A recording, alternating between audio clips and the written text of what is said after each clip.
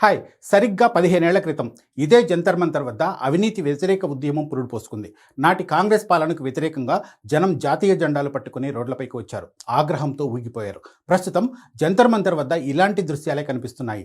Neat paper leak వివాదం చినికి చినికి కేంద్ర ప్రభుత్వానికి పెద్ద తలనొప్పిగా మారింది.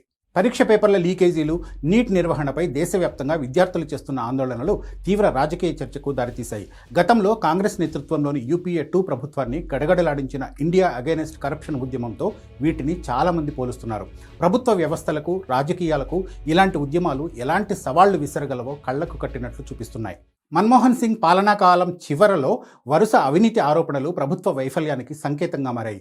అదే తీరుగా నేడు వరుసగా జరుగుతున్న పరీక్షల లీకేజీలు ఎన్డీఏ ప్రభుత్వానికి పెద్ద పరీక్షగా మారాయి. పారదర్శకమైన, సమర్థవంతమైన పాలన అందిస్తామన్న హామీకి ఇవి సవాలు విసురుతున్నాయి.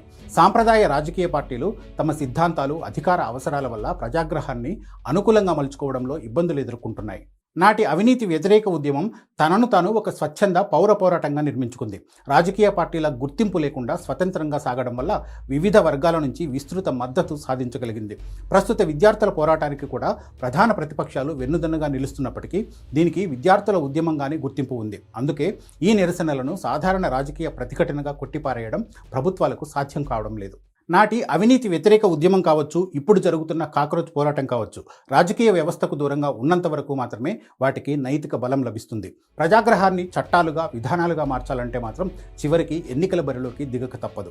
అస్సాం ఉద్యమం నుంచి పుట్టుకొచ్చిన అసోం గణ పరిషత్, అవినీతి వ్యతిరేక పోరాటం ద్వారా వచ్చిన ఆమ్ ఆద్మీ పార్టీ ఇందుకు ప్రధాన ఉదాహరణలు.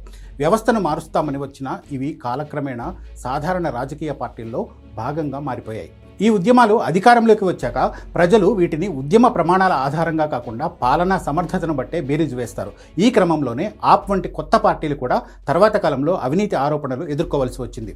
ఈ తరహా ఉద్యమాలు ప్రారంభంలో రాజకీయంగా తీవ్ర ప్రభావాన్ని చూపిస్తాయి. కానీ అవే అధికార పీఠం ఎక్కినప్పుడు సొంత బలహీనతల వల్ల ఇబ్బందుల్లో పడతాయి. నేటి పరీక్షల లీకేజీ ఉద్యమం భవిష్యత్తులో ఎలాంటి మలుపులు తిరుగుతుందో వేచి చూడాలి.